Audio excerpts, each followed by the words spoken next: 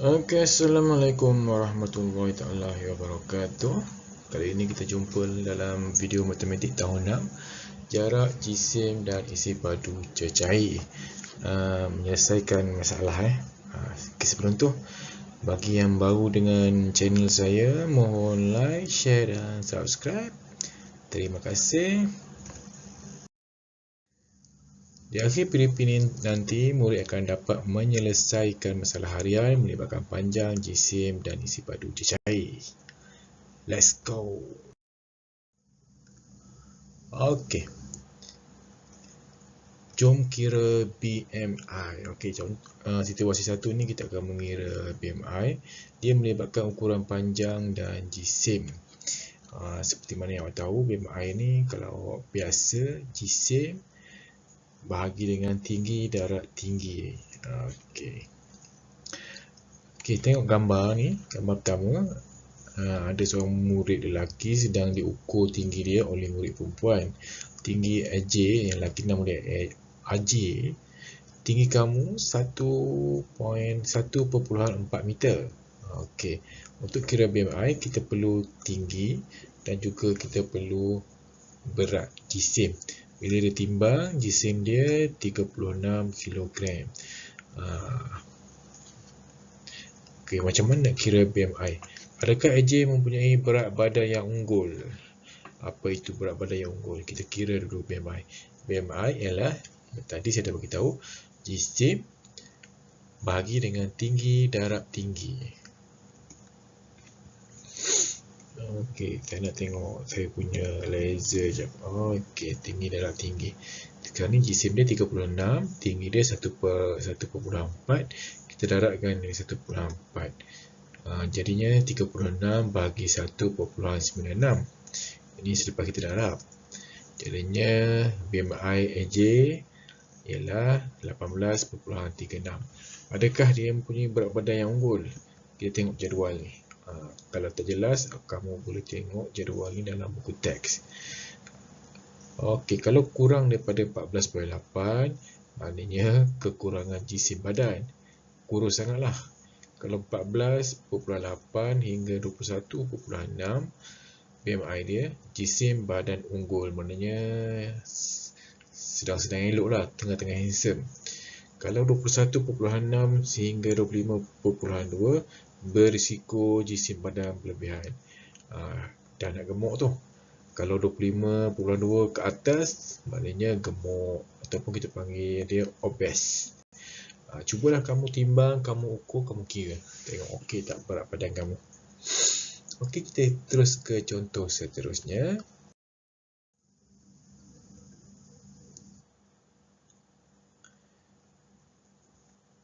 Okey, ni kira BMI ni. Siapalah budak perempuan ni nama.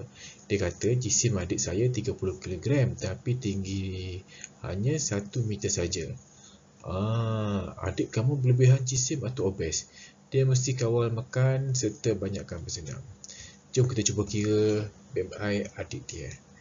30 setengah 1 darab 1, 30 bagi 1 setengah, BMI 30. Jadinya dia lebihkan 25 ke atas ni, dia berlebihan, maknanya obes lah tu. Okey, mari kita lihat contoh seterusnya. Ukuran panjang jisim dan isi padu. Okey, tengok gambar di bawah ni. Gambar di bawah menunjukkan isi padu air di dalam bekas R dan S. Ada bekas R, ada bekas S. Dalam bekas R, air dia, isi padu dia 1.2 liter. Dalam bekas S, 450 liter. Okey. Puan Jim ingin menyediakan air gula.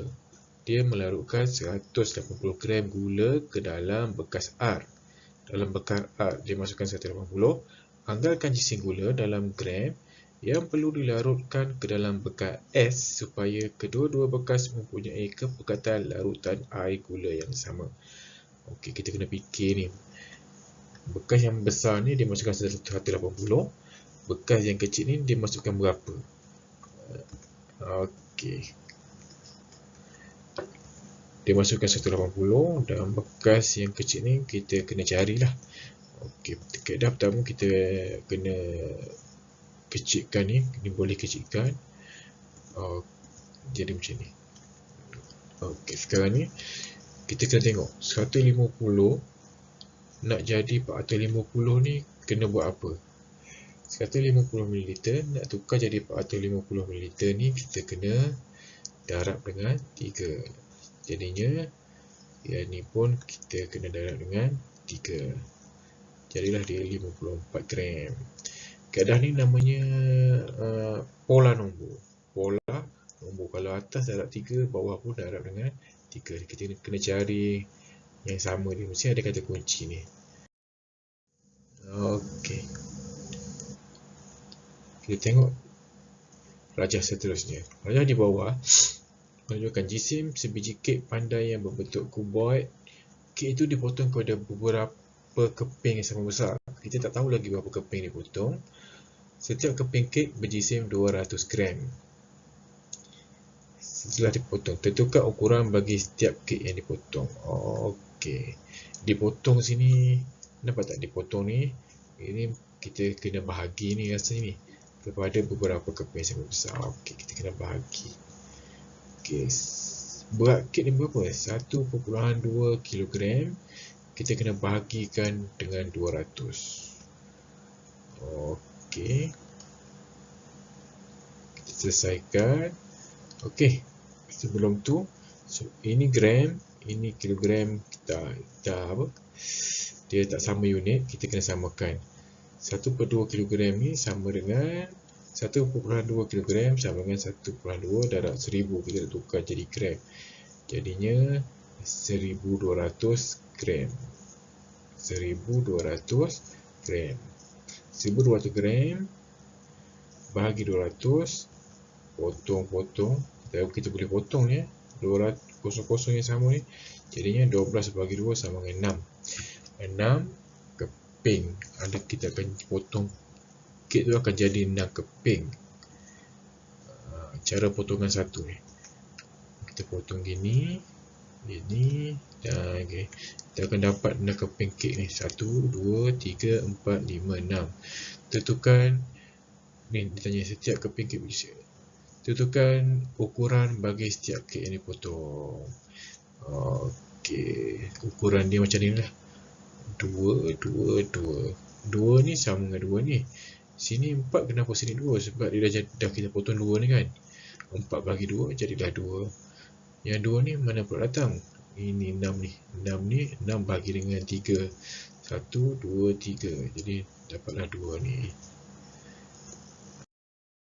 Okey. Saya laju ke? Kalau laju boleh undur balik, tengok balik . Kita nak tengok contoh yang seterusnya. Puan Ina membeli sehelai kain yang panjangnya 14 meter. Berharga 210. Kain itu dipotong kepada 7 bahagian yang sama panjang. Dia menggunakan 3 bahagian daripada kain itu untuk membuat alas meja. Berapakah panjang kain dalam meter yang digunakan untuk membuat alas meja? Hitung harga kain alas meja itu. Wow, ada 2 soalan ni. Ada 2 tanda tanya. Maksudnya ada 2 soalan yang awak kena selesaikan. Okey, diberi 14 meter kain berharga 210. Itu maklumat pertama. Maklumat kedua, 14 meter kain tu potong 7. Dipotong 7. Ingat tadi saya cakap kalau dipotong ni apa? Dipotong ni bahagi. Dipotong ini kita akan bahagi nanti. 3 bahagian dibuat alas meja. 3 bahagian dibuat kain untuk alas meja.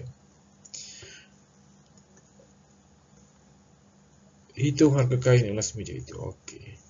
Yang dicari panjang kain alas meja dengan harga kain alas meja. Jom kita cari penyelesaian dia. Okey, kita kena fikir, kena bayang ni. Ini kain yang dia beli. Kain dia beli ni panjang dia 14 meter. Lepas tu dia potong jadi 7. 1, 2, 3, 4, 5, 6, 7. Jadi 7 bahagian kan. Lepas tu 7 bahagian. Dia bagi 7 ni. Dia potong, dia bagi 7. Lepas tu dia gunakan 3 bahagian dia buat alas meja. Ini yang dia buat alas meja ni. Jadinya 3/7 ni, 3 daripada 7 dia buat alas meja. Mari kita kira panjang kain alas meja. Maknanya 3/7 darab 14. Macam mana nak selesaikannya? Okey, ni 7, ni 14. Ni adalah CV7 Dia potong 7 bagi 7 1, 14 bagi 7 sama dengan 2. Jadinya 3 darab 2 sama dengan 6 meter. 6 meter. Okey, harga kain alas meja senang juga. 3/7. Kalau 7/7 210. Sekarang ni kita nak 3 je. Kita potong. Ini pun 7 dengan 21 ni dalam CV7 dalam CV7. 7 bagi 7 1, 200 ni 30. Jadinya 3 darab 30 sama dengan RM90. Okey, panjang kain untuk membuat alas meja ialah 6 meter dan harganya ialah RM90. Selesai. Okey, masalah seterusnya kita nak selesaikan ni. Okey, rajah di bawah menunjukkan kedudukan 3 tempat di sebatang jalan yang lurus. Rumah Haziq, masjid, pusat beli belah. Rumah Haziq ke pusat beli belah 15 km.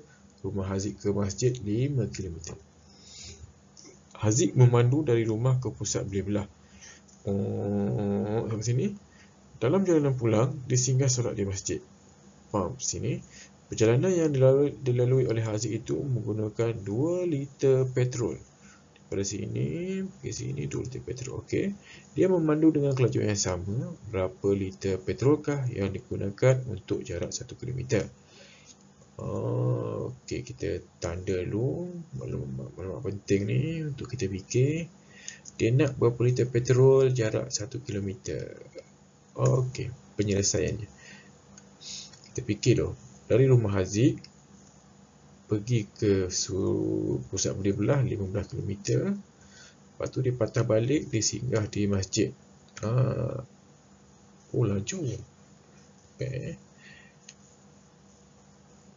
Sini 10 km Macam mana dapat 10? Sebab 15 tolak 5 sama dengan 10. Sama dengan 10. Jadinya Haziq memandu ke pusat beli belah dan ke masjid, jarak semuanya adalah 25 km. 25 km. Dia guna 2 liter petrol. 25 km dia guna 2 liter petrol. Ini kita guna kaedah pola tadi juga. 25 km dia guna 2 liter petrol. Okey. Sekarang ni kita nak cari kalau 1 km berapa liter petrol dia guna. Okey. Kita tak tahu, maknanya kita kena cari sini dulu. Kena cari sini. 25 nak jadi 1 ni kita kena buat apa? 25 nak jadi 1 ni kena buat apa? Bagi 25 lah. Bagi 25. Yang ni pun sama. Nak cari tempat yang kosong ni, kita bagikan dengan 25. Macam mana ni? 2 liter bahagi 25. Okey, macam ni. Bagi. Dapatlah 0.08 liter. Sebanyak 0.08 liter petrol digunakan oleh Haziq untuk 1 km. Siap. Selesai masalah. Ada lagi masalah? Ada. Murid dalam kumpulan A diberi tugasan membuat aiskrim berpandukan sesuatu resipi yang diberikan. Dua bahan utama yang digunakan oleh mereka ialah gula dan susu penuh krim. Ini gula, ini susu penuh krim seperti dalam gambar. Di samping bahan-bahan yang lain, jika mereka ingin menggunakan sekotak susu berisi padu 1 liter, berapakah jisim gula yang diperlukan? Kotak.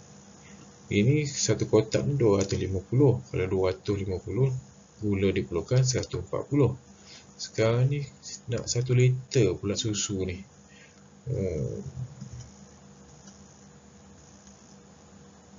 Okey, kaedah sama kita akan gunakan kaedah pola. 1 liter susu sama dengan 1000 mililiter. Okey. 250 mililiter, kita akan gunakan 140 gram. 140 gram gula. Okey, kalau kita nak buat dia jadi 1 liter, gunakan 1 liter. Okey, 250 ni unit lain ya. Ni mililiter, ni liter, kena tukar dulu ni rasanya ni. Kena tukar dulu jadi 1000 mililiter. Okey. Tadi kita kena darab. Tadi kita kena bahagi. Sekarang ni 250 jadi 1000. Kena darab apa? Bahagi ni makin besar ni. Kena darab. Darab berapa? Darab 4. 250 darab 4 jadi 1000. Maknanya yang sebelah sini pun kena darab dengan 4. Jadinya 140 darab 4 sama dengan 560. Mudah saja. Jika 1 liter susu digunakan, 550 gram gula diperlukan. Siap, selesai masalah. Ada lagi masalah? Okey, cukuplah. Okey, boleh buat latih diri di buku tab muka surat 130.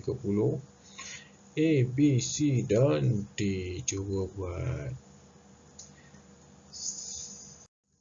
Okey, sampai sini saja. Bye-bye. Terima kasih.